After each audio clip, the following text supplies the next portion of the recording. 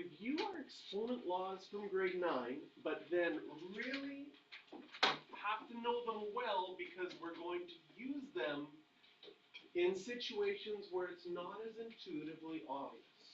So a little review of each of our exponent laws in grade 9, and then look where we can take them moving forward in this unit. So we have our first rule that says x to some exponent times x to another exponent. If you multiply two powers with the same base, you can add the exponent. So in grade 9, you would have started off with just numbers. 2 cubed times 2 to the 5.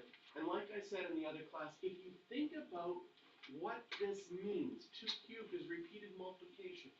2 to the 5 is repeated multiplication. This is a whole bunch of repeated multiplication. Can you see that there are 8 2's all multiplied together in the end? It makes sense that we add. Okay? So we did it there, and then in grade 9, you also would have done it like if I picked b squared times b to the 7. Same thing, I won't write all the b's out, but you could easily get b to the 9. Now what's going to happen is that if we had square roots, like I could ask you the square root of 3 times 3 to the 4. And you would be like, I know I can change a square root to a fraction. And I'm still multiplying with the same bases, so I can add the exponents. 1/2 plus 4, which is 4.5. But if I was adding it in fractions, I would have to get a common denominator. And then we get 3 to the 9 over 2. So what we're going to find is that we really have to know our exponent laws for grade 9 really, really well, because as soon as we go to fractions and decimals, our brain will want to play some tricks on us and send us down the wrong path. So we really need to know all of our laws very well in order to do a trickier one once you get to square roots or once you get to fractions or decimals. Okay, again, in grade 9, if you had 3 to the 5 divided by 3 cubed, you would subtract the exponents. And again, the reason is 3 to the 5 is repeated multiplication. 3 cubed is repeated multiplication. And if you were dividing, all of these would divide out and equal 1. Because 3 divided by 3 is 1. And you're just left with 3 squared. So again, if we think about what our exponent laws mean, we'll know why the rule works. But we're going to be in situations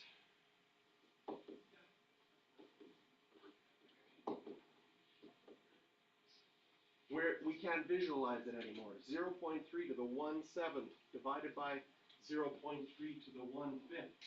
This would equal 0.3 to the 1/7 minus 1/5. And again, you'd have to get a common denominator.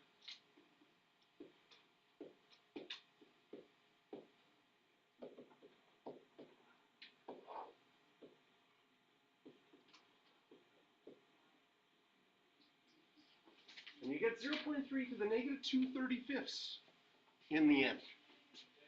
The rule stayed the same, but now that we're dealing in fractions and dealing in decimals, it feels a little bit more awkward. Wasn't it super nice and easy when it was just nice whole numbers and easy powers? But we're going to move to variables and fractions and not nice easy powers. A power to a power means that you multiply. So in grade 9, you would have had something like 2 squared cubed. Again, if you think about what each of these means, the cubed would mean repeated multiplication, and the squared means repeated multiplication. And it should make sense that you get 2 to the 6. And so the rule says we multiply. Because if you had 2 squared 3 times, that would make 6 2's all multiplied together. And you can visualize it when the numbers are nice. So one of the things I've said in the past is if you feel like you've forgotten an exponent rule, go back to nice whole numbers and just think about what it means. And then you'll be like, oh, the rule is multiply. It's obvious when I think about what it means with nice numbers. But then when we get to not nice numbers, something like that, well, the square root of 2 is 2 to the half, and this is to the 1/3, and if I multiply my exponents, 1/3 times 1/2 is 1/6.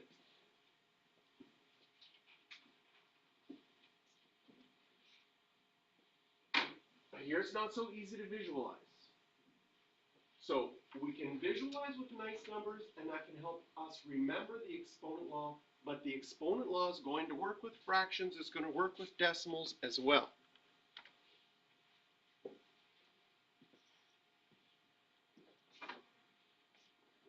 If you had 2x squared, and this time I introduced a variable, because if I had two numbers in there, you would just multiply them together.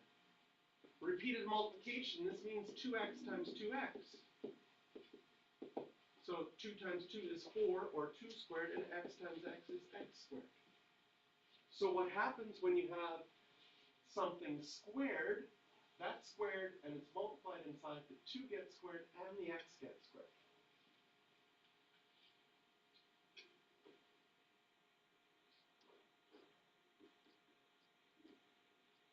So if I had 3b squared c to the 1/3, this is all multiplying, so I have a product, and I have a power to a product, so that power would go to the 3. It would go to the squared, which means you'd have to multiply your exponent, and it would go to the c as well.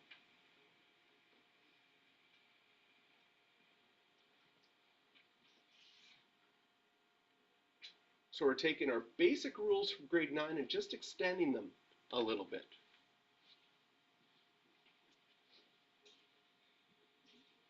Right? If I had 2/3 squared, that would be 2/3 times 2/3, which would be 2 squared, which is 4, and 3 squared, which is 9. So when you square a fraction, or when you have a power to a quotient, the power goes to the numerator, because your rules for repeated multiplications with fractions is you multiply the tops and you multiply the bottoms. So your power will go to your numerator and your power will go to your denominator. So if I had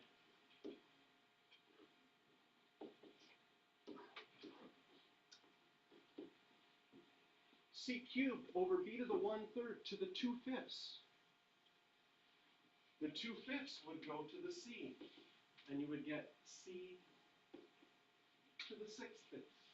The 2/5 would go to the 1/3, and you would get b to the 2/15. How do you multiply with fractions, right? This 3 is like 3 over 1. We multiply our numerators, we multiply our denominators.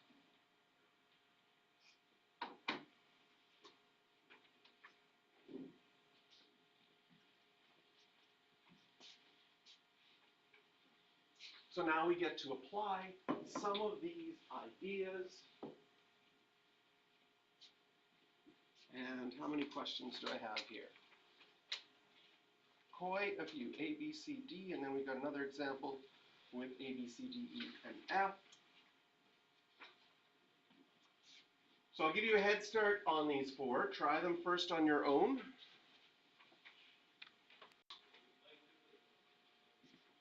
All right. We have the same base, and we're multiplying. Our exponent rule says we can add the exponents. 3 plus -8 would be 0.6 to the -5. Some textbooks in their answer key don't let you have negative exponents, so you would have to use your negative exponent rule and change this to 1 over 0.6 to the +5. So a review of our negative exponent rule: if you have a negative exponent, you need to move that power either from the numerator to the denominator or denominator to the numerator. So you sort of do the reciprocal of that power and change the exponent to positive. Part B. Okay. So here I have a power to a power, so this would be negative 2/7 to the negative 12 divided by, and here I would have negative 2/7 to the negative 10. Exponent law for dividing is that you can subtract your exponents, so that'd be negative 12 minus a negative 10. That will give me negative 2/7 to the negative 2. And sometimes you'll get a question like this, and it'll have this command word at the top. It'll be non-calculator. If it says evaluate and it's non-calculator, we need to come up with a final answer. So right now I've got negative 2/7 to the negative 2. Just continue this up over here. And power to a quotient means that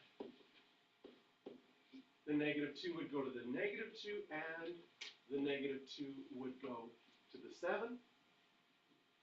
Negative exponent law would say I could write this as 7 squared on top and negative 2 squared on the bottom.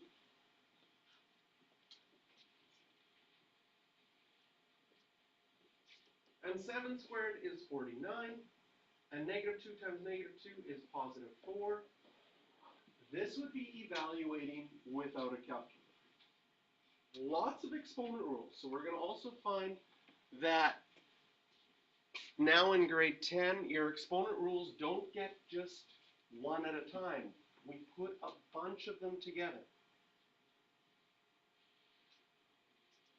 Things to be careful on this one. If this negative 2 goes to the negative 2, notice how I kept it in brackets, because the negative 2 went to the whole thing.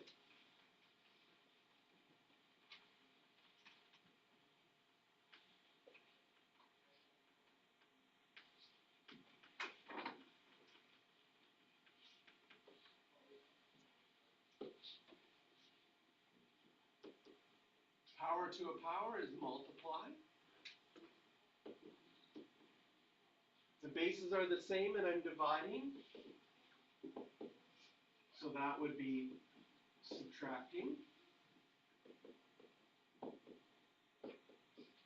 So I get 2.7 to the negative 19, which if I use my negative exponent rule, this would be 2.7 to the positive 19 on the bottom of our fraction.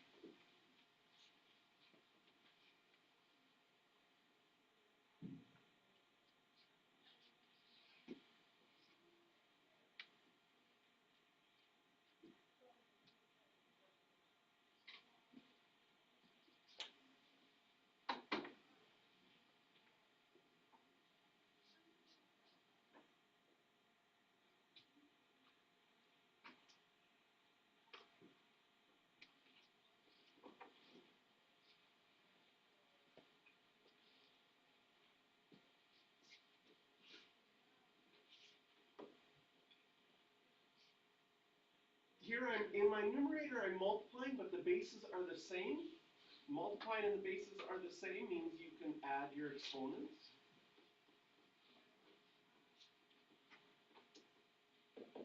Which would give me 4 over 4, which is 9 to the 1, over 9 to the 3/4. Then dividing with the bases the same means that you could subtract. I'll change the 1 to 4 over 4. So I get a common denominator. Oops. Sorry.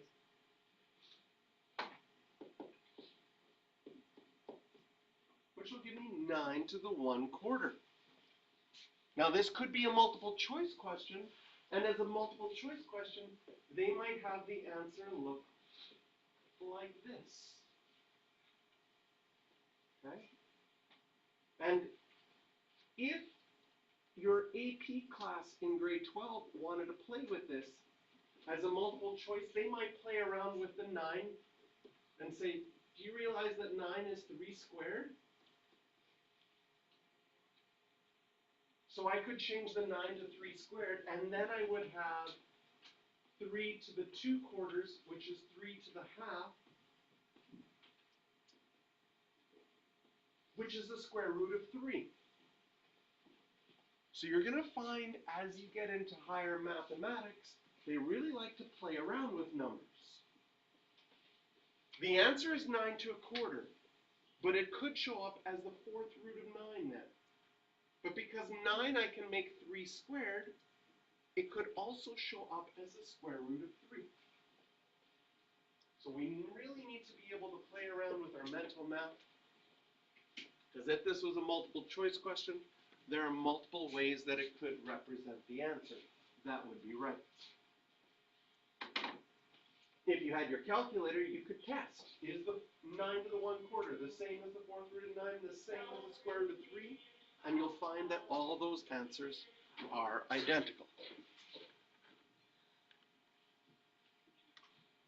Okay, I'll give you a minute to start these ones, and then we'll go over them as well.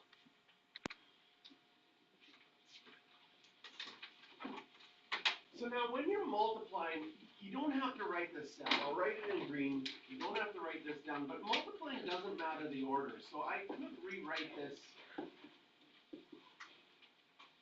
with the A's right next to each other and the B's right next to each other. If I did that, well, if I have the same base, I can add the exponents. So this is going to be A to the H.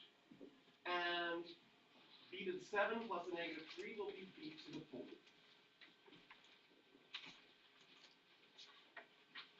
But do you think you could, if you see that it's multiplying, do you think you could put the A's together and the B's together without having to rewrite that? Perfect. Maybe you just sort of visualize this part in your head. I want to put the A's together, I want to put the B's together, and this is what I would get.